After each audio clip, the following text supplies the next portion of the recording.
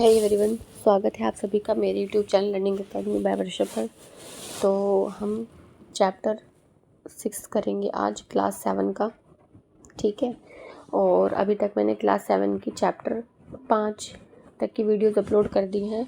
और कल मैं जो चैप्टर आपको पढ़ा रही थी उसमें एक क्वेश्चन अटक गया था लास्ट में, क्रिस्टलाइजेशन के ऊपर, क्रिस्टलीकरण के ऊपर, कि जो कॉपर सल्फेट होता है, जब हम को उसका जो विलयन होता है, जो वहाँ से क्रिस्टल प्राप्त होते हैं, वो रासायनिक होते हैं, मतलब बहुत रासायनिक परिवर्तन है या फिर भौतिक परिवर्तन है। तो वो आपका भौतिक परिवर्तन है। और वहाँ पर क्वेश्चन में मतलब जो हेडिंग हमने पढ़ी थी वहाँ पर मेंशन भी क्या हुआ था कि क्रिस्टलाइजेशन क्या होता है, एक आपका भौतिक परिवर्तन होता है, ठीक है। तो मैं थोड़ा सा कंफ्यूज हो गई थी, तो मैं अपनी गलती को करेक्ट करना चाहूँगी यहाँ पर कि जो कॉपर सल्फेट के आपके जो क्रिस्टल हमें प्राप्त होते हैं वो क्या होते हैं, आपके भौतिक परिवर्तन का एक उदाहरण है, ठीक है। क्योंकि वहाँ पर कोई भी नया प्रोडक्ट नहीं बन रहा है। कॉपर सल्फेट जो है को हम दोबारा से मतलब अगर हम क्रिस्टल उसके दोबारा से उसी अवस्था में लेना चाहेंगे तो हमें वापस से वही चीज़ मिल जाएगी। तो यहाँ पर कोई भी जो नया प्रोडक्ट है वो नहीं बना है, जिसकी वजह से ये जो प्रोसेस हो जाता है वो क्या हो जाता है, एक भौतिक परिवर्तन हो जाता है, ठीक है। तो ये हमारी कल की बातें थी, जो कल एक छोटा सा कन्फ्यूज़न हमारा रह गया था, वो मैंने आज क्लियर कर दिया है कि क्रिस्टलाइजेशन आपका एक भौतिक परिवर्तन होता है। और कॉपर सल्फेट के जो हमें क्रिस्टल्स प्राप्त होते हैं वो भी क्या है, एक तरह का भौतिक परिवर्तन ही है, ठीक है। और आज हम पढ़ेंगे चैप्टर 6, ठीक है। अच्छे से आज आप इसको पढ़िएगा और हम स्टार्ट करते हैं इस चैप्टर को बिना किसी टाइम को वेस्ट किए हुए। तो हमारा चैप्टर का नाम है जीवों में श्वसन, ठीक है। यानी कि हम इस बार आज श्वसन के बारे में पढ़ेंगे, ठीक है। तो आप एक एक लाइन को अच्छे से समझिएगा, देखिएगा, अपने नोट्स अच्छे से बनाइएगा और डेफिनेटली आपका एग्ज़ाम बहुत अच्छा होगा और फर्स्ट अटैम्प्ट में ही क्या हो जाएगा, क्लियर हो जाएगा बहुत अच्छे मार्क्स के साथ में, ठीक है। तो चलिए स्टार्ट करते हैं। हम श्वसन क्यों करते हैं। सभी जीव सूक्ष्म इकाइयों के बने होते हैं जिन्हें कोशिकाएं कहते हैं। कोशिका जीव की सबसे छोटी संरचनात्मक और क्रियात्मक इकाई होती है। तो यहाँ पर आपको याद रखना है कि कोशिका जीव की सबसे छोटी संरचनात्मक और क्रियात्मक इकाई होती है। जीव की प्रत्येक कोशिका पोषण, परिवहन, उत्सर्जन और जनन जैसे कुछ कार्यों को संपादित करने में कुछ न कुछ भूमिका निभाती है। इन कार्यों को करने के लिए कोशिका को ऊर्जा की आवश्यकता होती है। यानी कि हमारे शरीर में जो कोशिका होती है, ठीक है, जो कोशिका होती है उसको काम करने के लिए क्या है, कोशिका ऊर्जा की ज़रूरत होती है। जैसे एक बड़ी बॉडी हो गई कोई, उसको भी क्या होता है, काम करने के लिए एक लिविंग बीइंग को एनर्जी की ज़रूरत होती है। ऐसे ही उस लिविंग बीइंग में जो छोटी कोशिका होगी उसको भी काम करने के लिए, भले ही वो छोटी हो बट उसे भी क्या है, ऊर्जा की ज़रूरत होती है। तो वो ऊर्जा हमें कैसे मिलती है। भोजन में संचित ऊर्जा श्वसन के समय निर्मुक्त होती है, अतः सभी जीवों को भोजन से ऊर्जा प्राप्त करने के लिए श्वसन की आवश्यकता होती है ना। यानी कि हम यहाँ पर कह सकते हैं कि जो हमारी कोशिका होती है वो क्या होती है, अगर हम श्वसन करते हैं तो वो वहाँ से क्या करती है, आपका जो वहाँ से जो ऊर्जा निर्मुक्त होती है वो हमारे ऊर्जा में क्या होती है, काम होती है, ठीक है। इसके बाद नेक्स्ट है हम जिस वायु को सांस द्वारा अंदर लेते हैं उसमें उपस्थित ऑक्सीजन शरीर के सभी भागों में और अंततः प्रत्येक कोशिका में ले जाई जाती है, ठीक है। कोशिकाओं में यह ऑक्सीजन भोजन के विखंडन में सहायता करती है, ठीक है। जो कोशिका में जो ऑक्सीजन होती है वो भोजन के विखंडन में सहायता करती है। कोशिका में भोजन के विखंडन के प्रक्रम में ऊर्जा मुक्त होती है। और जब कोशिका में जो भोजन का विखंडन होगा तो उससे क्या होती है, ऊर्जा आपकी निर्मुक्त होगी। इसे कोशिकीय श्वसन कहते हैं। सभी जीवों की कोशिकाओं में कोशिकीय श्वसन होता है ना। तो यहाँ पे याद रखना है। और उसी टाइप आपको यहीं से ही क्या है, क्वेश्चंस बना के दे देगा कि जो आपका मतलब जो कोशिकीय श्वसन होता है वो किसमें होता है, जितने भी आपके क्या होते हैं, जितने भी आपके जीव होते हैं, यानी कि जितने भी आपके लिविंग बीइंग्स होते हैं उनमें क्या होता है, कोशिकीय श्वसन होता है। ठीक है, इसके अलावा आगे बढ़ते हैं हम। कोशिका के अंदर भोजन, ग्लूकोज, ऑक्सीजन का उपयोग करके कार्बन डाइऑक्साइड और जल में विखंडन हो जाता है। तो कोशिका के अंदर जो भोजन यानी कि जो ग्लूकोज है, ऑक्सीजन का उपयोग करके क्या करता है, वो कार्बन डाइऑक्साइड और जल में क्या हो जाता है, उसका विखंडन हो जाता है। जब ग्लूकोज का विखंडन ऑक्सीजन के उपयोग द्वारा होता है तो यह वायवीय श्वसन कहलाता है। अगेन मोस्ट इम्पोर्टेंट लाइन है और इस पर क्वेश्चंस बनते हैं। क्या कि जब ग्लूकोज का जो विखंडन है ऑक्सीजन के उपयोग द्वारा हो तो उसे हम क्या कहते हैं, वायवीय श्वसन कहते हैं। और ऑक्सीजन के अनुपस्थिति में भी भोजन विखंडित हो सकता है।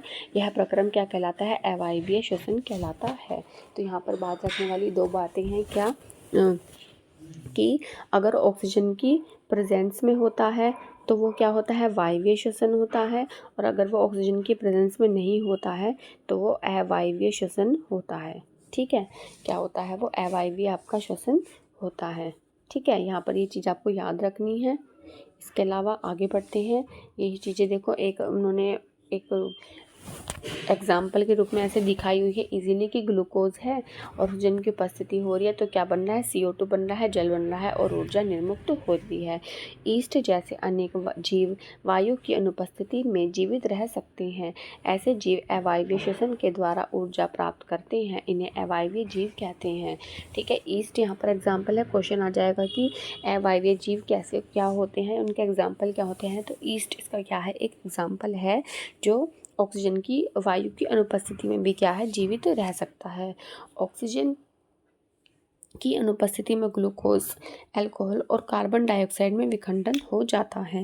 यानी कि आपने देखना है, ग्लूकोज है, अगर ऑक्सीजन नहीं है, अनुपस्थित है, तो क्या क्या बन रहे हैं, अल्कोहल, कार्बन डाइऑक्साइड और ऊर्जा। और जब हमारी ऑक्सीजन उपस्थित थी तो क्या बन रहा था, CO2, ऊर्जा और जल बन रहे थे। ठीक है, तो यहाँ पर छोटा सा चेंज है, आप इसको याद रखिएगा, बट ये बहुत ध्यान रखने वाली चीज़ है। कई बार हम बहुत ज़्यादा कंफ्यूज हो जाते हैं इस चीज़ को लेकर के। ठीक है, यहाँ पर कुछ दिया गया है, ऐसे पढ़ते हैं। ईस्ट एक कोशिकीय जीव है। ईस्ट अवायवीय रूप से श्वसन करते हैं। इस प्रक्रिया के समय अल्कोहल निर्मित करते हैं, अतः इनका उपयोग शराब, वाइन और बियर बनाने के लिए किया जाता है। ठीक है, तो यहाँ पर यही क्वेश्चन बन के आ जाएगा कि ईस्ट किस तरीके से शराब और बियर बनाने में काम आते हैं, क्योंकि वो क्या करते हैं, अवायवीय रूप से श्वसन करते हैं, जिसकी वजह से उसका उपयोग क्या है, शराब और वाइन में, बियर में किया जाता है। और क्योंकि इस प्रक्रिया में अल्कोहल क्या होता है, निर्मित होता है।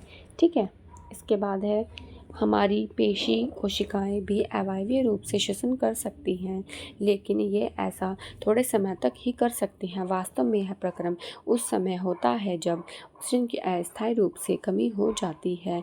बहुत देर तक व्यायाम करने, तेज़ी से दौड़ने, कई घंटे टहलने, साइकिल चलाने अथवा भारी वजन उठाने जैसे कार्यों के लिए अधिक ऊर्जा की आवश्यकता होती है। ठीक है, तो यहाँ पर जैसे हम कोई भी इस तरह के काम करते हैं तो हमें पता है कि ज़्यादा ऊर्जा लगेगी, लेकिन ऊर्जा उत्पन्न करने के लिए हमारे शरीर को ऑक्सीजन की आपूर्ति सीमित होती है। ऐसी स्थितियों में पेशी कोशिकाएं अवायवीय श्वसन द्वारा ऊर्जा की अतिरिक्त मांग को पूरा करती हैं। जैसे ग्लूकोज, पेशी में ग्लूकोज होता है तो ऑक्सीजन की उपस्थिति में क्या कर जाता है, लैक्टिक अम्ल बना देता है और ऊर्जा निर्मुक्त होती है, क्योंकि हमें बहुत जल्दी क्या होता है, ऊर्जा की ज़रूरत पड़ रही होती है कोई भी बहुत ही हार्ड एक्टिविटी करते समय। तो अत्यधिक व्यायाम करने के बाद आपकी पेशियों में ऐंठन क्यों हो जाती है? ऐंठन तब होती है जब ये पेशियाँ अवायवीय रूप से श्वसन करती हैं। इस प्रक्रम में ग्लूकोज के आंशिक विखंडन से लैक्टिक अम्ल और कार्बन डाइऑक्साइड बनता है। लैक्टिक अम्ल का संचयन पेशियों में ऐंठन उत्पन्न करता है। गर्म पानी से स्नान करने अथवा शरीर की मालिश करवाने पर हमें ऐंठन से आराम मिलता है। ये भी अगेन इम्पोर्टेंट लाइन है और यहाँ से as it is question CTET बना करके देता है। ठीक है, तो ये लैक्टिक अम्ल का यूज़, ये सब चीज़ें ऐसा क्यों होता है? गर्म जल से स्नान अथवा शरीर की मालिश करने से रक्त का संचालन बढ़ जाता है। पेशी कोशिकाओं को ऑक्सीजन की आपूर्ति बढ़ जाती है। ऑक्सीजन की आपूर्ति बढ़ जाने से लैक्टिक अम्ल का कार्बन डाइऑक्साइड और जल में पूर्ण विखंडन हो जाता है। ऐसा इसलिए होता है कि जब हम गर्म जल से नहाते हैं तो जो रक्त का संचार है वो क्या हो जाता है, बढ़ जाता है, और पेशी कोशिकाओं में ऑक्सीजन की जो आपूर्ति है वो बढ़ जाती है। और आपूर्ति बढ़ जाने से क्या होता है, जो लैक्टिक अम्ल का कार्बन डाइऑक्साइड और और जल में फिर क्या हो जाता है, पूर्ण विखंडन हो जाता है। ठीक है, तो यहाँ पर ये सारी बातें अच्छी हैं, कंफ्यूजिंग है, तो इसलिए आपको ठीक से ध्यान रखना है। ओके, आगे बढ़ते हैं फिर।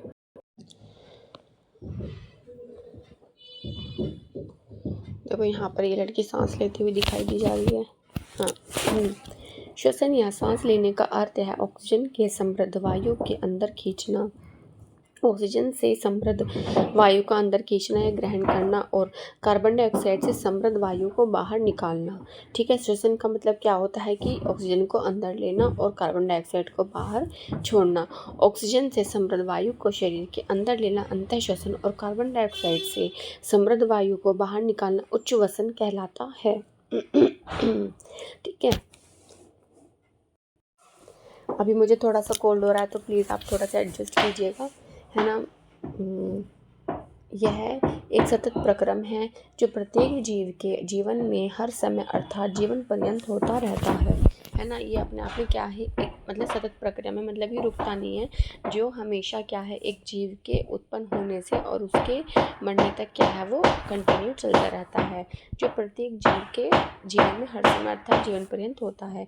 कोई व्यक्ति 1 मिनट में जितनी बार श्वसन करता है वह उसकी श्वसन दर कहलाती है।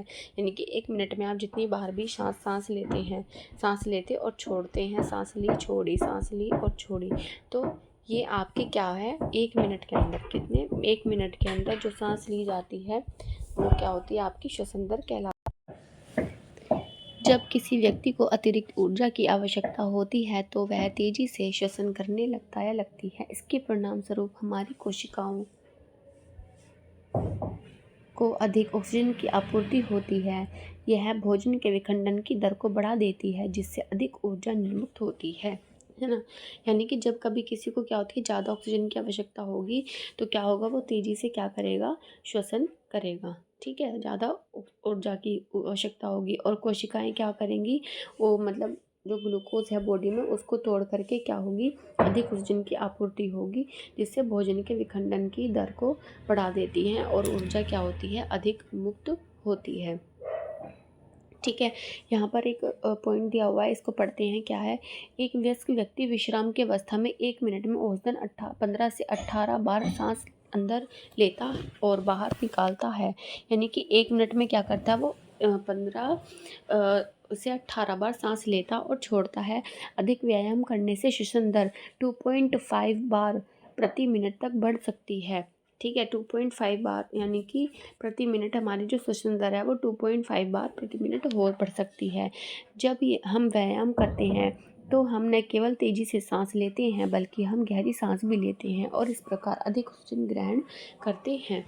ठीक है, तो यहाँ पर ये बताया गया है कि नॉर्मली जो एक विश्राम की अवस्था में 15 से 18 बार सांस ले रहा है, जैसे अभी आप बैठ के पढ़ रहे होंगे, ठीक है, तो क्या होगा कि 15 से 18 बार नॉर्मली आपकी जो सांस है वो चल रही होगी 1 मिनट में। पर जैसे ही आप कोई व्यायाम या कोई और हार्ड एक्टिविटी करते हैं तो क्या होता है कि वो जो दर है 2.5 यानी कि 15 से 2.5 गुना क्या है वो बढ़ जाती है 1 मिनट के अंदर। ठीक है, इसके बाद है यहाँ पर देखिए, यहाँ पर कुछ एक्टिविटीज़ यहाँ पर करते हुए यहाँ पर एनसीईआरटी में दी गई हैं। इसके बाद है हमारा टॉपिक है हम श्वास कैसे लेते हैं। हम अपने नाखूनों नासा द्वार से वायु अंदर लेते हैं। जब हम वायु को अंतः श्वसन द्वारा अंदर लेते हैं तो यह हमारे नाखूनों से नासा गुहा में चली जाती है। नासा गुहा से वायु श्वास नली से होकर हमारे फेफड़ों में फुफ्फुस में जाती है। फेफड़े वक्ष गुहा में स्थित, यहाँ पर देखिए मैं भी आपको एक्सप्लेन करूँगी, चित्र भी होते हैं। वक्ष गुहा पार्श्व में पसलियों से घिरी रहती है। एक बड़ी पेशी परत जो डायफ्राम मध्यपट कहलाती है वक्ष गुहा को आधार प्रदान करती है। अच्छा देखिए, साथ के साथ ये चित्र भी समझ लेते हैं। इन्होंने यहाँ पर क्या गया है कि यहाँ पर हमारी नाक होती है, नाक होने के बाद यहाँ से क्या है, नासा गुहा से क्या हुआ, तो हमारी वायु अंदर आई, ये हमारी ग्रसनी होती है। ग्रसनी के साथ ही हमारी क्या होती है, श्वास नली होती है। जब हम सांस लेते हैं तो वो यहाँ पर हमारी सांस चली जाती है।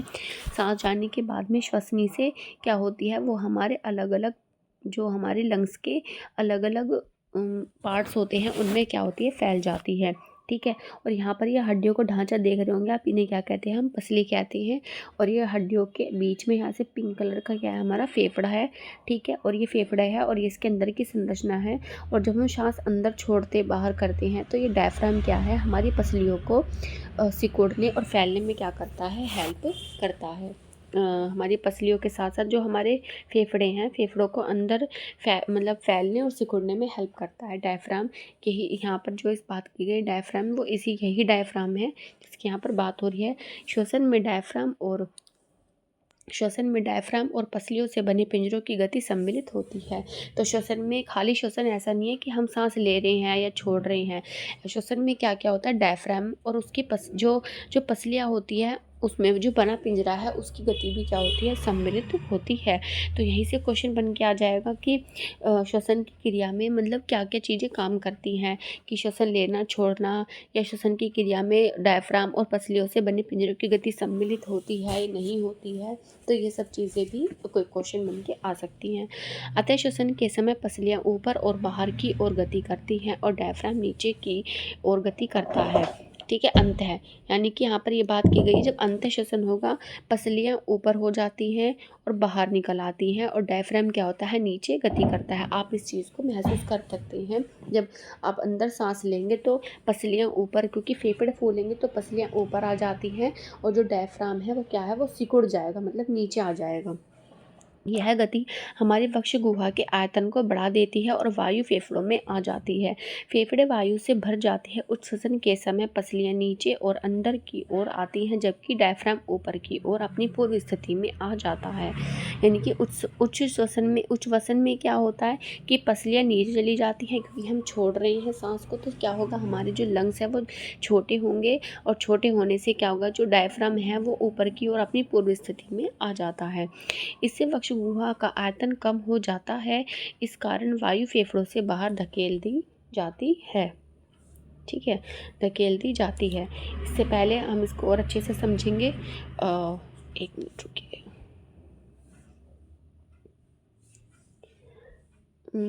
हाँ, तो क्या होता है कि इसको हम अच्छे से देखते हैं। यहाँ पर नहीं, हम नीचे, हाँ ये बॉक्स हम पढ़ने वाले थे, इसमें क्या लिखा हुआ है पहले उसके बारे में अच्छे से पढ़ लेते हैं। इसमें क्या चीज़ें दी गई हैं।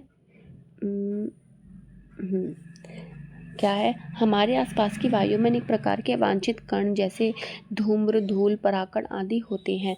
जब हम अंतःश्वसन करते हैं तो ये कण हमारी नासा गुहा में उपस्थित रोमों में फंस जाते हैं। यद्यपि कभी कभी ऐसे कण नासा गुहा से के पार चले जाते हैं, तब ये गुहा की कोमल परत को उत्तेजित करते हैं, जिसके परिणाम स्वरूप हमें छींक आती है। छींकने से अवांछित कण वायु के साथ बाहर निकल जाते हैं। इस प्रकार केवल स्वच्छ वायु ही हमारे शरीर के अंदर प्रवेश कर पाती है। तो अब आप लोग समझ गए होंगे कि जो हमें जो छींक है वो क्यों आती है और किस तरीके से आती है, कि जो वायु में उपस्थित कोई छोटे कण होते हैं, धुएं के या परागकण या कोई धूल, धुआं कुछ भी होता है, तो क्या होता है, डस्ट पार्टिकल्स हमारी जब नाक के अंदर ज़्यादा अंदर चले जाते हैं तो वो रोमों में फंस जाते हैं।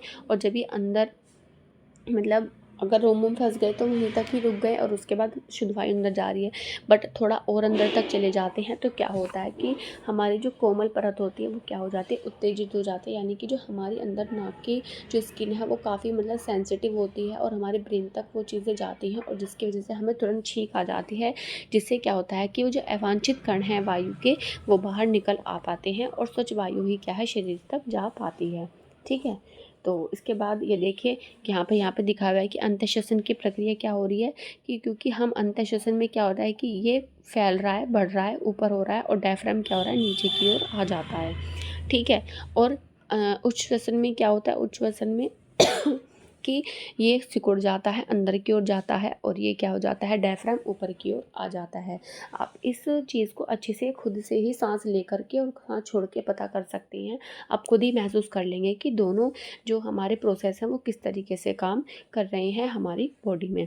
ठीक है, इसके बाद आगे चलते हैं और इसके अलावा यहाँ पर देखो एक एक्सपेरिमेंट भी दिया गया है ये, कि जैसे हम क्लास में बच्चों को पढ़ाते हैं तो मतलब हम किस एक्सपेरिमेंट के द्वारा मतलब मतलब जो टॉपिक को हम किस तरीके से और अच्छे से सामने से करके दिखा सकते हैं।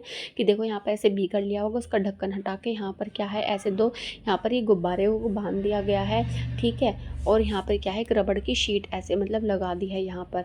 तो जब हम ऐसे खींचेंगे उसको, ठीक है, तो खींचने पर क्या होगा, डायफ्राम यानी कि नीचे आ रहा है, तो यानी कि हमारी वो क्या है, फूल रहे हैं, फेफड़े फूल रहे हैं। पर जैसे हम उसको छोड़ेंगे यानी कि अपनी अवस्था में आएगा, तो क्या होगा, फेफड़े हमारे सिकुड़ रहे हैं। तो इस एक्सपेरिमेंट के द्वारा आप इस टॉपिक को अच्छे से समझा सकते हैं क्लास में। और इसी के साथ ही जो मतलब सिर्फ आपकी जो वो होती है साइंस में, जो आपकी सीटेट में क्या होता है कि खाली साइंस ही नहीं आती, मतलब कंटेंट ही नहीं आता है, साथ में आपकी पेडागोजी भी आती है, ठीक है। तो पेडागोजी के भी 10 से 15 क्वेश्चन आपको देखने के लिए मिलते हैं। साथ के साथ आपको साइंस की पेडागोजी भी तैयार करनी होती है, कि यहाँ पर आपको बच्चों को साइंस को पढ़ाने का तरीका क्या होना चाहिए, जो उसमें बताया जाता है, और उसी से रिलेटेड वहाँ पर क्वेश्चंस आते हैं। बहुत ज़्यादा हार्ड नहीं होते हैं, बट आपको एक ये टॉपिक जो है अच्छे से पढ़ना होता है। देखो बिना पढ़े तो आप कोई भी चीज़ ऐसे नहीं कर सकते हैं। अगर आप चाहते हैं कि अच्छे मार्क्स आएँ, और आप क्योंकि फ्यूचर टीचर होने वाले हैं, तो आपको ये चीज़ें पता भी होनी चाहिए कि हमारा पढ़ाने का तरीका क्या होना चाहिए, ठीक है। किस तरीके से हम चीज़ों को बच्चों तक पहुंचा सकते हैं, है ना। ज्ञान तो सभी के पास होता है, बट उसको डिलीवर हमें करना आना बहुत ज़रूरी है एक अच्छे टीचर के लिए, ठीक है। आगे बढ़ते हैं। परखनली में थोड़ा सा ताज़ा बना चूना पानी में डालिए। एक स्ट्रॉ नली को परखनली में इस प्रकार डालिए कि वह चूने के पानी में डूब जाए। धीरे धीरे चूने के पानी में फूंक मारिए। चूने के पानी में कोई परिवर्तन दिखाई देता है?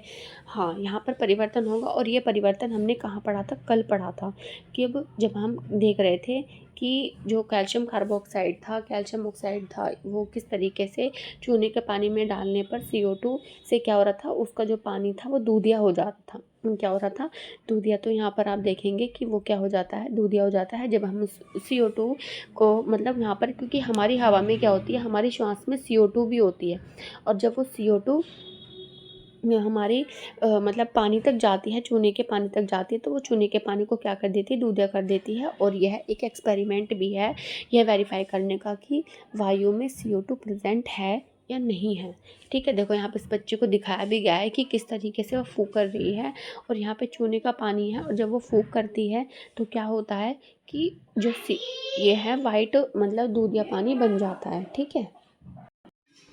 इसके अलावा आप यहाँ पर देखिए अगेन, यहाँ पर भी क्या है, एक बॉक्स दिया गया है, क्या है, अंतःश्वसित और उच्छ्वसित वायु में ऑक्सीजन और कार्बन डाइऑक्साइड का प्रतिशत क्या है, कि फेफड़े में जब अंतःश्वसन करते हैं तो 21% क्या होती है, ऑक्सीजन जाती है, 0.04% कार्बन डाइऑक्साइड जाती है, और उच्छ्वसन में क्या होता है, 16.4% ऑक्सीजन जाती है, और 4.4% कार्बन डाइऑक्साइड बाहर निकलती है।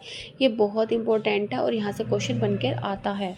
क्या आएगा कि अंतःश्वसन में किस प्रतिशत ऑक्सीजन लेते हैं, 20% लेते हैं, 100% लेते हैं, तो या फिर कार्बन डाइऑक्साइड में 0.03% लेते हैं, 0.05% लेते हैं, इस तरीके से। तो अगर आपको ये डेटा पता होगा, एग्जैक्ट इसकी वैल्यूज़ पता होंगी, तो आप क्वेश्चन को अच्छे से कर पाएंगे कि सांस छोड़ते हुए उच्छ्वसित मतलब सांस छोड़ते हुए हम परसेंटेज क्या होता है ऑक्सीजन और कार्बन डाइऑक्साइड का, और सांस लेते समय क्या परसेंटेज होता है दोनों का। तो ये चीज़ें आपको पता होनी चाहिए, और यहाँ से क्वेश्चन ज़रूर बनता है, ठीक है। कुछ टॉपिक तो मतलब लाइनें तो ऐसी हैं कि आप मतलब आँख बंद करके बस वो चीज़ आप पढ़ लो।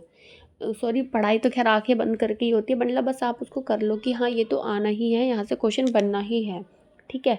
और इसके अलावा आगे बढ़ते हैं, फिर हम कार्बन डाइऑक्साइड को उच्छ्वसित करते हैं अथवा उसके साथ गैसों के मिश्रण को भी उच्छ्वसित करते हैं।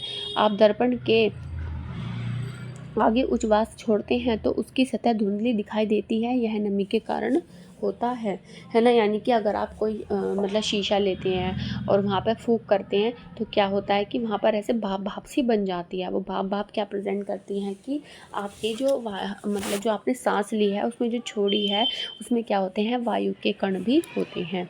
इसके बाद यहाँ पर आगे हम पढ़ते हैं अन्य जंतुओं में श्वसन।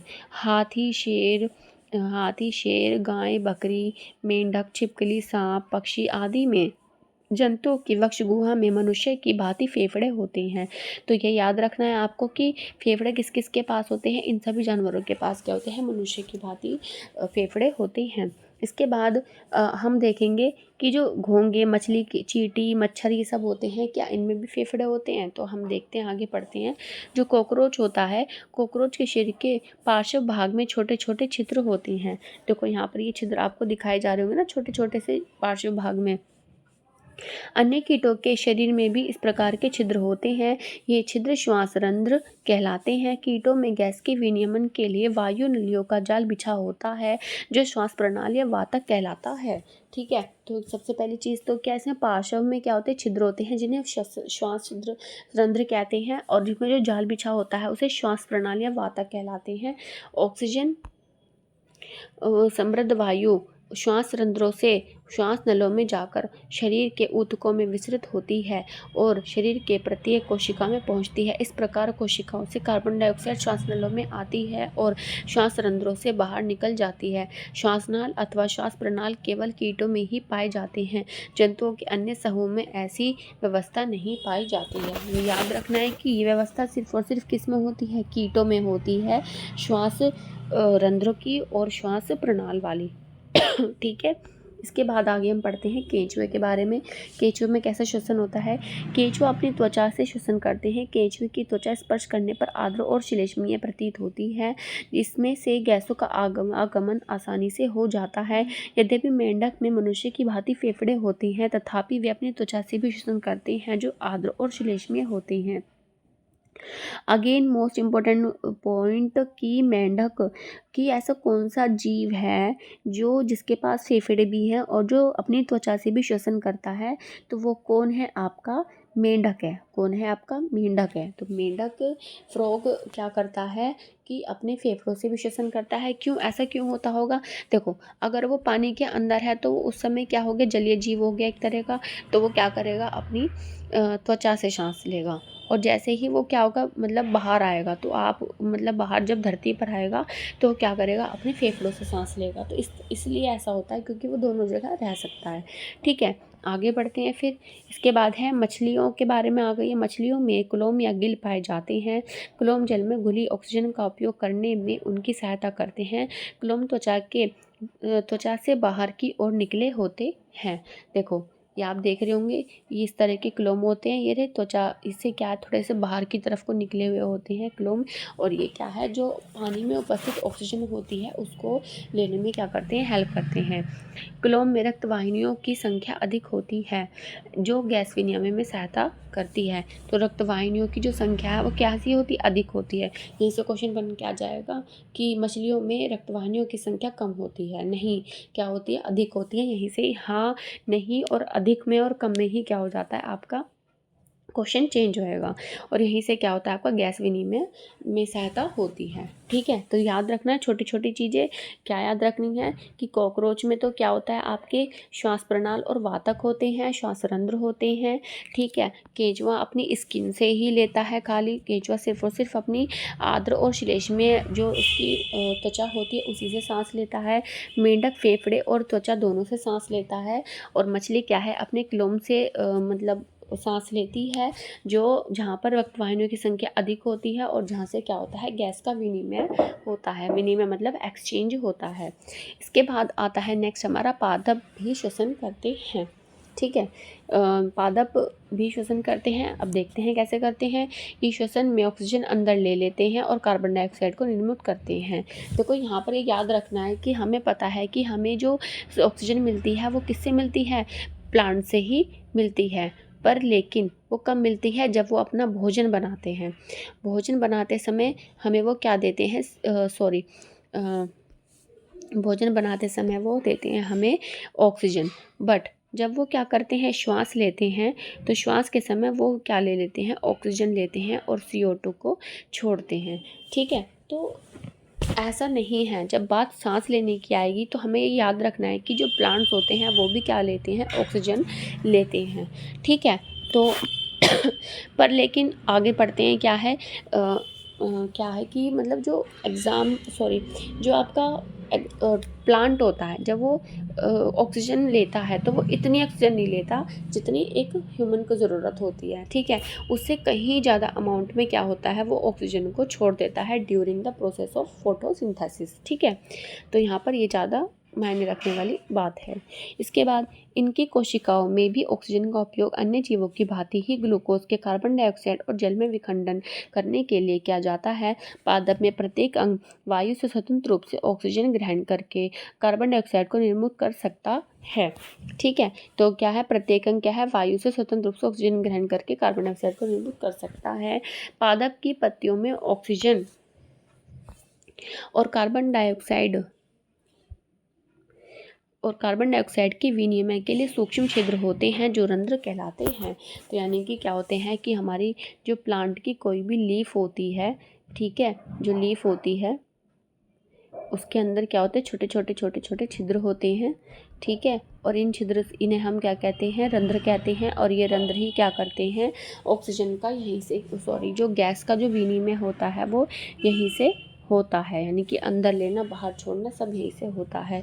पादप किस अन्य सभी कोशिकाओं की भांति ही मूल कोशिकाओं को भी ऊर्जा उत्पन्न करने के लिए ऑक्सीजन की आवश्यकता होती है। मूल मृदा कणों के बीच के खाली स्थानों वायु अवकाशों में उपस्थित वायु से ऑक्सीजन ले लेते हैं, ठीक है।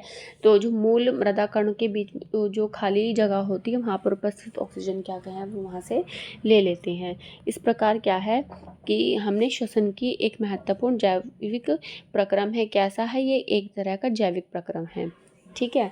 और हमें क्या होती है कि सभी जीवों में अपनी उत्तरजीविता जीवित रहने हेतु आवश्यक ऊर्जा को प्राप्त करने के लिए श्वसन करने की आवश्यकता होती है, ठीक है। यानी कि जैसे हम खाना खाते हैं उसी तरीके से क्या है कि सांस लेना और छोड़ना भी हमारे लिए एक बहुत मूल क्रिया है हमारे शरीर की, ठीक है। तो होपफुली आपको चीज़ अच्छे से समझ में आई होंगी। और इसी के साथ हमारा चैप्टर अच्छे से फिनिश भी हो गया है। चैप्टर 6 हमारा यहाँ पर क्लास 7 का कंप्लीट होता है। और छोटा सा रिकैप देख लेते हैं हम अपने चैप्टर का कि हमने क्या पढ़ा था इस चैप्टर में। श्वसन सभी जीवों के जीवित रहने के लिए अनिवार्य है। यह जीव द्वारा लिए गए भोजन से ऊर्जा को निर्मुक्त करता है। अंतः श्वसन द्वारा जो वायु शरीर के अंदर लेते हैं, एक मिनट रुक जाइए, मैं कलर चेंज कर रही हूँ। उपस्थित ऑक्सीजन को वायु उपयोग ग्लूकोज को कार्बन डाइऑक्साइड और जल में विखंडन के लिए किया जाता है। इस प्रक्रिया में ऊर्जा मुक्त होती है। ग्लूकोज का विखंडन जीव की कोशिकाओं में होता है जिसे कोशिकीय श्वसन कहते हैं। यदि भोजन ग्लूकोजन के उपयोग द्वारा विखंडन होता है तो यह वायवीय श्वसन कहलाता है। यदि विखंडन ऑक्सीजन की अनुपस्थिति में होता है तो यह अवायवीय श्वसन कहलाता है। अत्यधिक व्यायाम करते समय जब हमारी पेशी कोशिकाओं में ऑक्सीजन की आपूर्ति पर्याप्त होती है तब भोजन का विखंडन अवायवीय श्वसन द्वारा होता है। सांस लेना श्वसन प्रक्रम का एक चरण है जिसमें जीव ऑक्सीजन समृद्ध वायु को शरीर के अंदर लेता है और कार्बन डाइऑक्साइड समृद्ध वायु को बाहर निकालता है। गैसों के विनिमय के लिए विभिन्न जीवों में श्वसन अंग भिन्न होते हैं। अतः निःश्वसन के समय हमारे फेफड़े विस्तारित होते हैं और उच्च वसन के साथ ये अपनी मूल अवस्थाओं में आ जाते हैं। शारीरिक सक्रियता के बढ़ने पर श्वसन दर बढ़ जाती है। गाय, भैंस, कुत्ता, बिल्ली जैसे जीवों में श्वसन अंग और श्वसन प्रक्रम मानव के समान ही होते हैं। केंचुओं में गैसों का विनिमय उसकी आंतर त्वचा के माध्यम से होता है। मछलियों में यह क्लोम और कीटों में श्वास प्रणाली से होता है। पादपों में मूल मृदा में उपस्थित वायु को ग्रहण करती है। पत्तियों में नन्हे छिद्र होते हैं जिन्हें रंध्र कहते हैं जिनसे गैसों का विनिमय होता है। पादप कोशिकाओं में ग्लूकोज का विखंडन अन्य जीवों की तरह ही होता है। तो ये हमारा क्या हो गया, चैप्टर का एक छोटा सा रिकैप हो गया कि हमने सारी चीज़ें चैप्टर में क्या क्या पढ़ी हैं, ठीक है। अब चैप्टर से रिलेटेड यहाँ पर हमारी एक एक्सरसाइज दी गई है, उसे हम देखते हैं कि कोई धावक दौड़ समाप्त होने पर समय से अधिक तेज़ी से गहरी सांसें क्यों लेता है। ऊर्जा की आवश्यकता अधिक होती है। देखो, जब हमें ऊर्जा ज़्यादा होगी तो हमें सांस भी क्या है ज़्यादा लेनी पड़ेगी जिससे कि हमें ऊर्जा क्या है ज़्यादा मिल पाए। इसके बाद ये क्वेश्चन है कि जो वायवीय और अवायवीय में अंतर आप बताए होंगे। जो ऑक्सीजन की प्रेजेंस में हो, O2 की प्रेजेंस में हो तो वायवीय होगा और ऑक्सीजन की प्रेजेंस में ना हो तो वो क्या होगा, अवायवीय श्वसन होगा, ठीक है। इसके बाद यहाँ पे कुछ मल्टीपल चॉइस है। तिलचट्टों के शरीर में वायु प्रवेश करती है श्वास रंध्रों द्वारा, ठीक है। इसके बाद अत्यधिक व्यायाम करते समय हमारे टांगों में जिस पदार्थ के संचयन के कारण होती है, किसके द्वारा होती है? कार्बन डाई, लैक्टिक अम्ल, अल्कोहल, जल। तो क्या आंसर है हमारा? लैक्टिक अम्ल हमारी टांगों में ऐंठन के रूप में आ जाता है। किसी सामान्य वयस्क व्यक्ति की विश्राम अवस्था में जो श्वसन दर होती है 15 से 18 मिनट हो जाती है, और जब हम कोई काम कर रहे होते हैं तो वो 2.5 की दर से क्या है? बढ़ जाती है, की दर से बढ़ जाती है। ठीक है। उसके बाद उच्च वसन समय पसलियाँ जो होती हैं, उच्च वसन यानी कि बाहर, यानी कि हमने पसलियाँ क्या है? हमारी सिकुड़ी हैं, और जो डायफ्राम है नीचे की ओर आ जाता है, मतलब अपनी अवस्था में आ जाता है वो।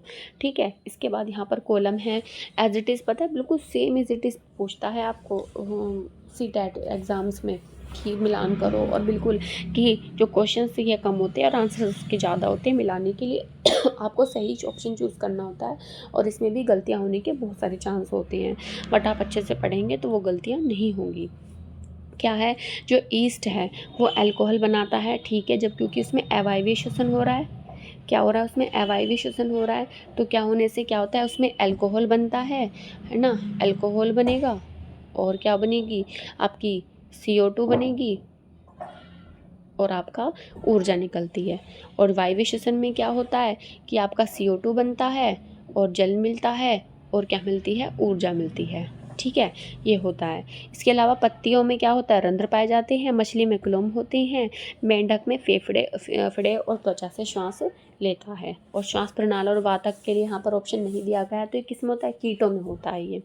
इसके बाद सही गलत है। अत्यधिक व्यायाम करते समय शरीर की श्वसन दर धीमी हो जाती नहीं, वो तो बढ़ जाती है उल्टा। पादपों में प्रकाश संश्लेषण केवल दिन में, श्वसन केवल रात्रि में होता है, सही बात है। प्रकाश संश्लेषण तो दिन में होगा, और श्वसन वो क्या करते हैं? रात्रि में करते हैं। मेंढक अपनी त्वचा के अतिरिक्त अपने फेफड़ों भी श्वसन करता है, सही बात है। मछलियों में श्वसन के लिए फेफड़े होते हैं? नहीं, क्या होते हैं? क्लोम होते हैं। अंतः श्वसन के समय वक्ष गुहा का आयतन बढ़ जाता है। हाँ भाई, सांस ले रहे हैं तो वक्ष गुहा का आयतन बढ़ेगा। ठीक है। इसके बाद एक छोटा सा क्वेश्चन और है, बड़ा इंटरेस्टिंग सा है ये, देखते हैं। इसमें मतलब बच्चों को एक करने के लिए दिया गया, बट आप डायरेक्टली इसको पढ़ लीजिए, क्योंकि आप बच्चे नहीं हैं, आप तो टीचर हैं, आप उन्हें पढ़ाएंगे। तो क्या है कि कीटों की जो वायु नलियाँ हैं उन्हें हम क्या कहते हैं? श्वास प्रणालियाँ, वातक कहते हैं। वक्ष गुहा को घेरे हुए हड्डियों की संरचना होती है, पसलियाँ। वक्ष गुहा का पेशीय तल होता है डायफ्राम।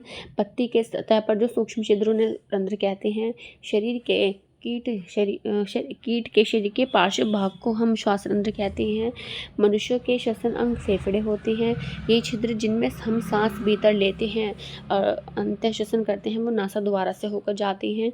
नासा गुहा या नासा द्वार एक वायव्य जो जीव कौन सा है? ईस्ट होता है। श्वास प्रणाली तंत्र वाला एक जीव है तिलचट्टा, जिसके बारे में हमने पढ़ा था। इसके बाद एक क्वेश्चन और है, पर्वतारोही अपने साथ ऑक्सीजन सिलेंडर ले जाते हैं क्योंकि वहाँ उपलब्ध वायु की मात्रा भूतल पर उपलब्ध मात्रा से कम होती है। ठीक है। क्या है कि जो पर्वतारोही होते हैं, हम जैसे जैसे पर्वत के ऊपर जाएंगे तो ऑक्सीजन क्या है? वो हमारी कम होती जाएगी, जिसकी वजह से क्या है? हमें ऑक्सीजन के सिलेंडर वहाँ पर ले जाने पड़ते हैं। ठीक है। इसी के साथ आपका ये चैप्टर फिनिश होता है। होपफुली मैंने बहुत अच्छे से आपको एक्सप्लेन किया होगा, आपको चीज़ें अच्छे से समझ में आई होंगी। ठीक है। और अगर एक बार में चीज़ें समझ में नहीं आए तो आप वीडियो को बार बार देखिएगा, अच्छे से आपको चीज़ें समझ में आएंगी। और हो सके तो अपने नोट्स बनाइएगा, क्योंकि अभी आपके पास 3 मंथ हैं। ठीक है। और फरवरी के देखो 8 दिन में काउंट नहीं कर रही हूँ, वो तो आपके रिवीजन में ही जाएंगे, तो आप नोट्स बनाने के लिए 3 मंथ बहुत हैं। ठीक है। आप बहुत अच्छे से बनाइएगा अपने नोट्स को, और कोशिश करिएगा कि उन नोट्स को बनाने के बाद 2-3 बार अच्छे से आप रीड भी कर लें। ठीक है। और साथ के साथ अपने जो क्वेश्चंस हैं उन्हें लगाते रहिएगा, जिससे कि आपको अपनी तैयारी का अंदाज़ा हो सके, आपके अंदर एक कॉन्फिडेंस बूस्ट होगा। क्योंकि क्या होता है कि जब हम चैप्टर को रीड करेंगे और उससे रिलेटेड अगर आप क्वेश्चंस अटैम्प्ट करेंगे, तो आपके अंदर क्या आता है? एक कॉन्फिडेंस आता है कि हाँ, हमने चीज़ अच्छे से पढ़ी है और हमें अब आ रहा है और हमारे क्वेश्चंस बन रहे हैं। ये बहुत इंपॉर्टेंट है आपके मोटिवेशन को बूस्ट करने के लिए, आपके कॉन्फिडेंस को बूस्ट करने के लिए, है ना, और आपकी तैयारी को अच्छे से मजबूत करने के लिए। ठीक है। तो एक बार समझ में नहीं आया 2 बार देखिएगा। मुझसे कोई गलती हो गई हो तो प्लीज़ आप उसको चेक करिएगा, और मुझसे हुई होगी तो मैं भी चेक करने की पूरी कोशिश करूँगी। और कोई और आपको बात मुझसे जाननी है, समझनी है तो प्लीज़ कमेंट करिएगा, और मेरे चैनल को लाइक शेयर सब्सक्राइब कीजिएगा अपने दोस्तों और अपने घर वालों के साथ में जो भी सीटेट का या यूपी टेट का एग्ज़ाम दे रहा है। देखो ये वाला जो मेरी सीरीज़ है कि सिर्फ और सिर्फ सीटेट के लिए ही नहीं, यूपी टेट के लिए भी इक्वली इम्पोर्टेंट है। ऐसे ही क्वेश्चन यूपी टेट में भी बन के आती हैं, बस थोड़ा बहुत अंतर होता है क्योंकि डायरेक्टली क्वेश्चंस यूपी टेट में बनते हैं। सी टेट थोड़ा पेडागोजिकल साइड में जाता है, बट यूपी टेट बिल्कुल डायरेक्ट क्वेश्चन पूछता है। ठीक है, तो आप अच्छे से मतलब एक चीज़ को पढ़ने से ही क्या होगा, आपकी 2 एग्ज़ाम्स की प्रिपरेशन अच्छे से हो जाएगी। ठीक है ना, तो प्लीज़ आप मेरी वीडियोस को वॉच कीजिए और सभी के साथ शेयर कीजिए। तो मिलते हैं तब तक नेक्स्ट वीडियो में, तब तक के लिए बाय एंड टेक केयर।